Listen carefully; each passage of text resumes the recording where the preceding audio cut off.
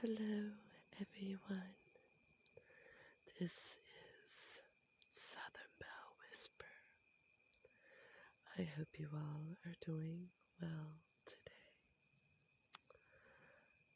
Tonight, I am going to come to you with another Halloween themed video. As before, I tried with the ambiance a little bit. I'm wearing my favorite robe. I'm sitting outside and I'm going to try to soft speak so you guys can hear the crickets and the frogs. I love where I live because it's kind of set back in the boonies and it's just really nice. I also have my candle lit right behind my phone, so it's putting kind of like a flicker on my face, which I hope gives kind of a spooky vibe because I'm probably pale as a ghost right now. Your girl has been sick again, believe it or not. The first day I had off, hold on one second. So the first day I had off, I start getting symptoms. I don't know if it's the big C yet. I will not know that until Friday. But this is my third day and I'm starting to feel semi-normal. But I wasn't really planning to do a video because I would just been feeling so rough. So I just thought we would keep it simple for tonight and talk about some Halloween movie facts. I don't know about you guys, but I am a fan of facts videos. I just find them so interesting.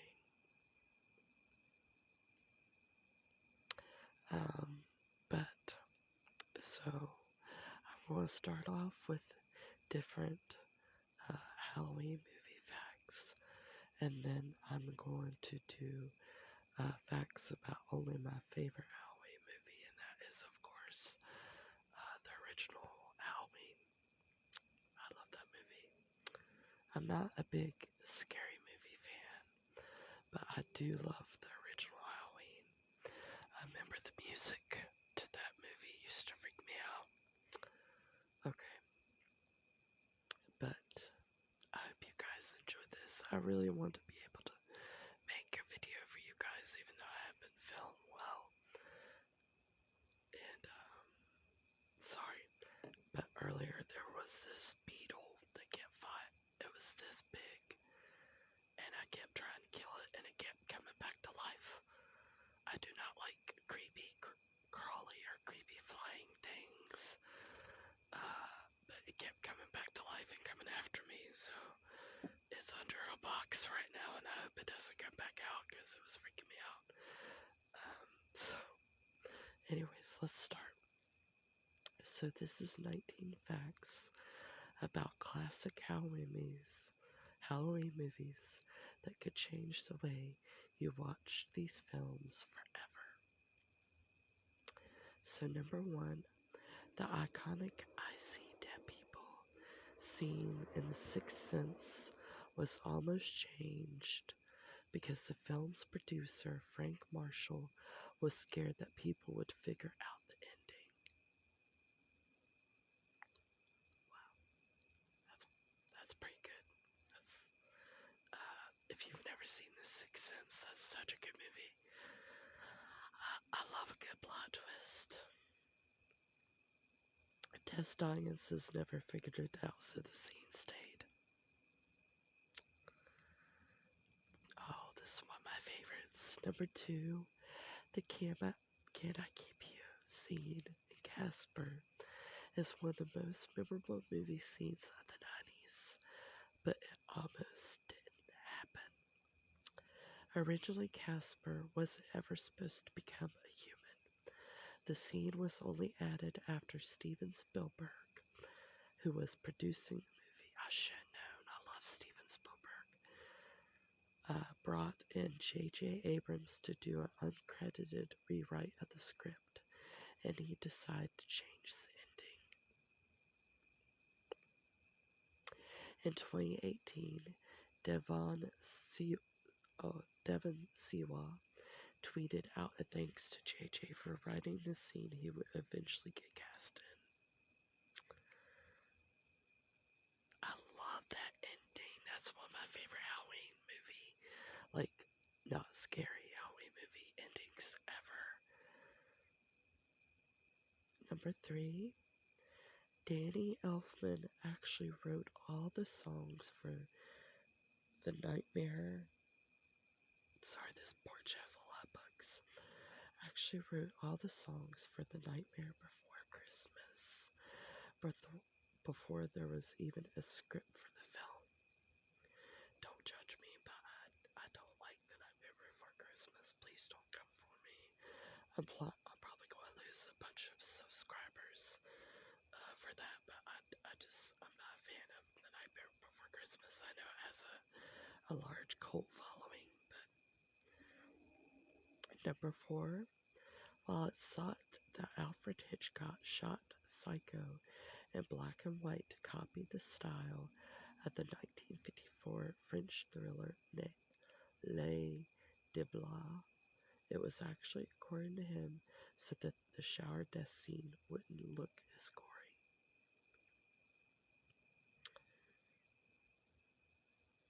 Number 5, Dave Mancini, who wrote Child's Play. God, I hate that movie.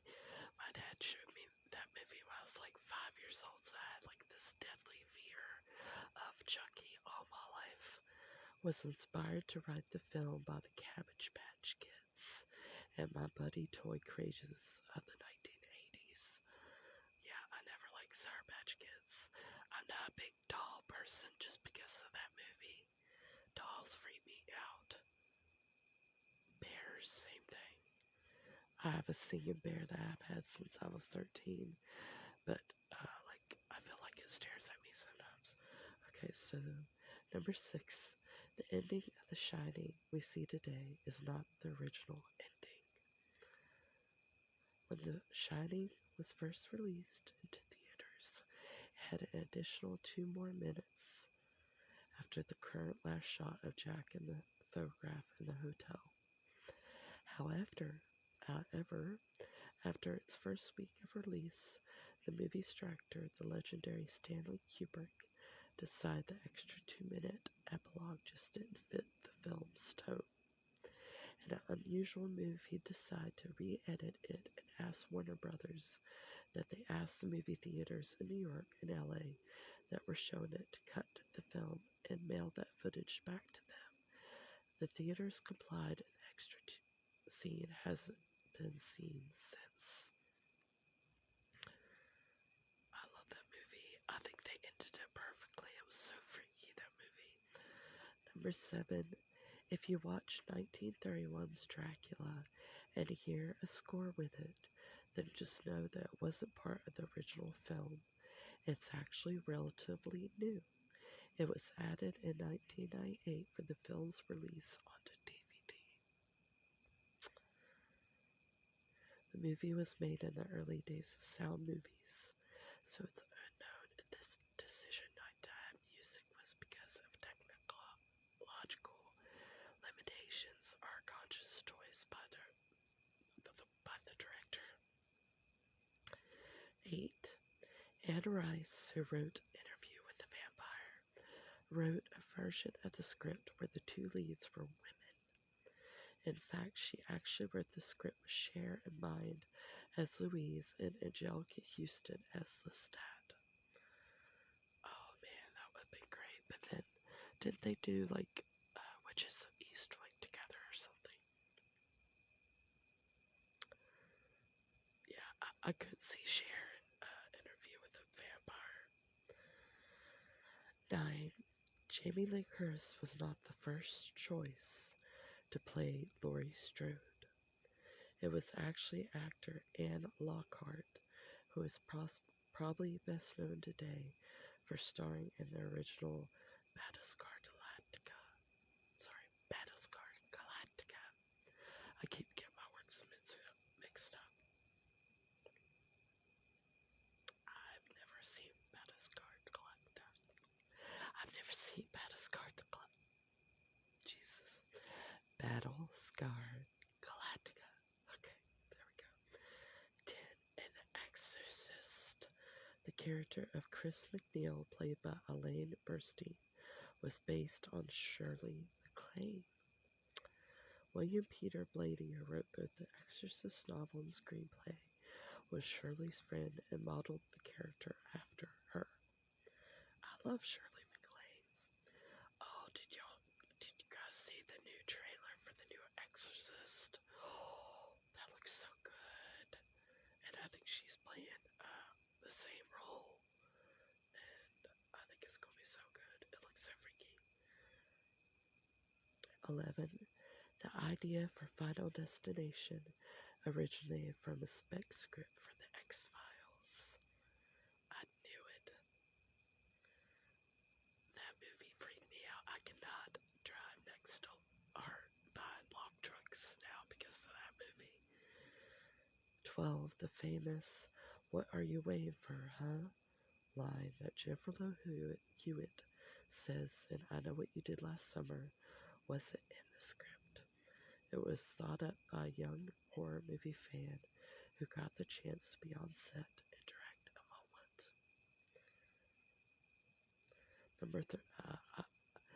I remember that scene because of the way they made fun of it in Scary Movie 1, right? I just thought that was hilarious. 13. Tim Burton wanted to cast Sammy Davis Jr. as Betelgeuse in Beetlejuice.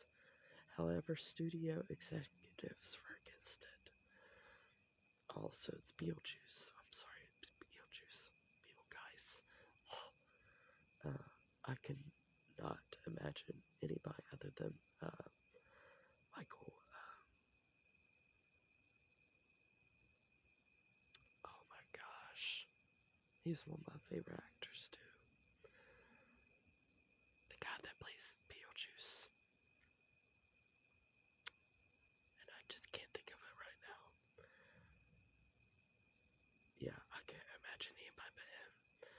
15. Dan Aykroyd originally wrote Ghostbusters as a movie that would have starred John Belushi and him as futuristic ghost hunters in space. But unfortunately, John Belushi passed away.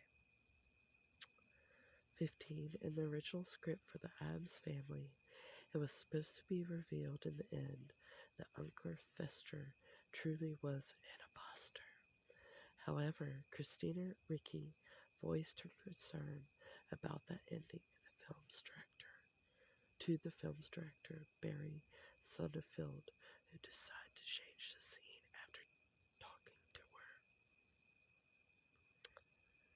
16.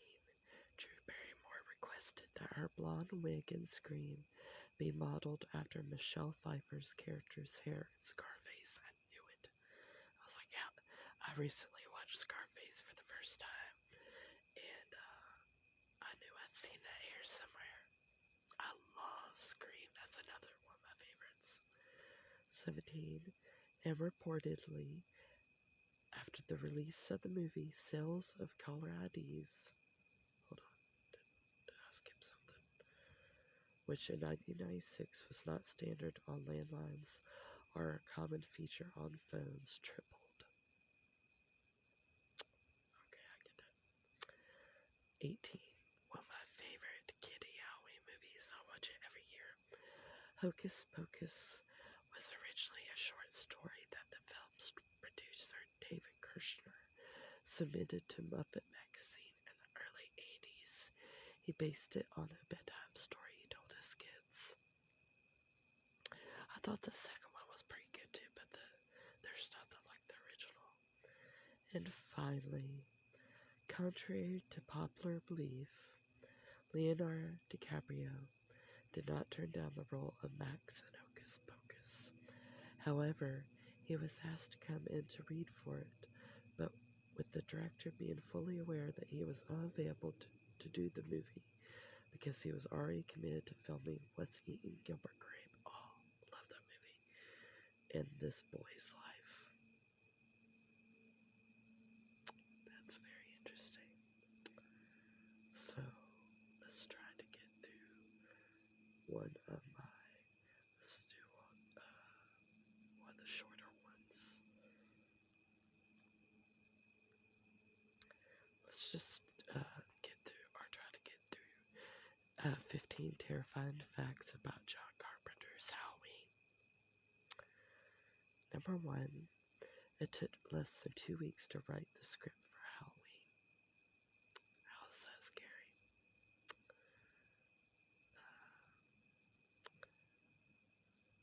Number 2, Halloween features Jamie Lee Curtis's feature debut.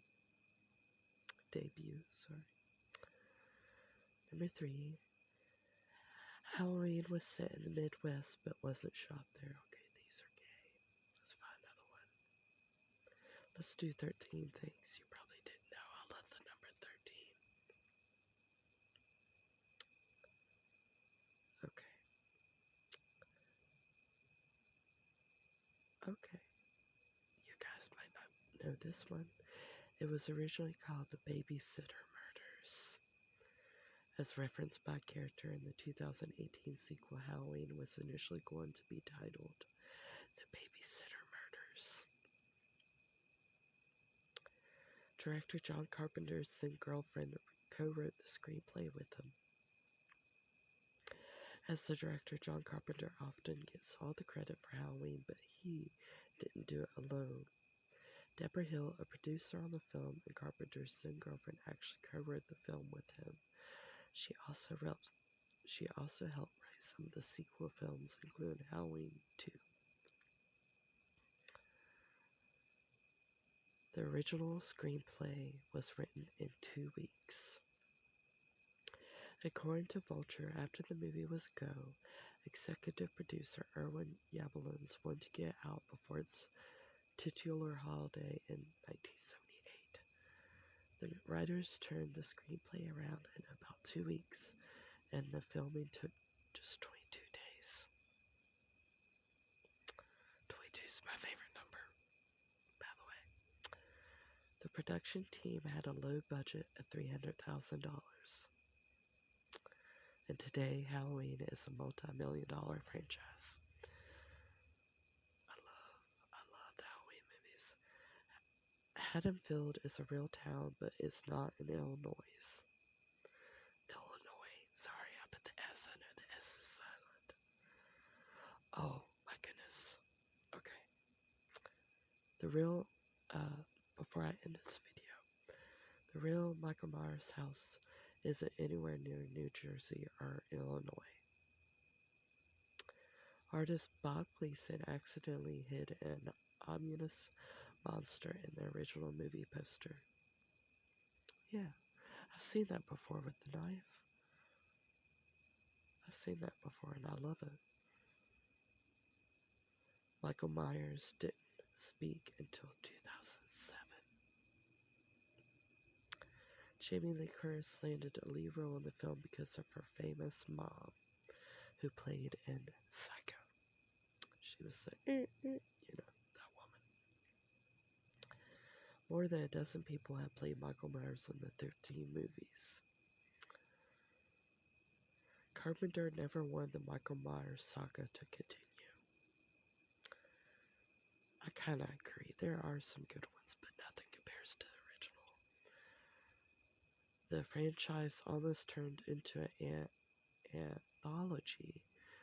Oh, I love Halloween 3. I know that movie has a cult following. What is it? 6 more days till Halloween. 6 more days till Halloween. Silver Shamrock. See, what they tried to do was take Michael out of the picture, and they were planning on doing a Halloween movie each year with a different, bad guy, killer, whatever. But people pretty much striked against that and said, no, we need more Michael. But I love Halloween 3. There's no definite Michael Myers mask. I disagree because some of these masks are truly horrible. Okay, that was the last one, but my niece got to go see my mom today because she's going to West Virginia to see her family and go to a Lana Del Rey concert with her best friend. And I just want to show you guys a picture of her and my mama because my mama looks so good. But let me see if I can get this to focus for you guys. Focus. You see her? That's my niece, of course. And my mother is really sorry that she hasn't been able to do videos for you guys, but she had another small stroke, which has left her left side really weak. So she's just been trying to focus on getting stronger. But I love this picture. I think she looks great. But she's of course been very grieving still for her son, which I agree. On October 18th is going to be a year. It's so hard for me to believe it's been almost a year. It's crazy, and I know she's going through a hard time. And then 4 days after that is her birthday. And it's a surprise when no, I'm not getting her anything. Forget it. She might watch this video. Never mind, Mom, you're not getting nothing. You know, nothing. Wink, wink, wink. No, but I love you, Mama. I'm so proud of you. She's such a freaking warrior, man. And I am so glad my niece got to see her today. I really am. But hopefully, I told her, I said, if you're not strong enough to come up here, I'll go down there for Thanksgiving, or go up there to Virginia. So we'll see. But please keep sending prayers and good vibes to her, please.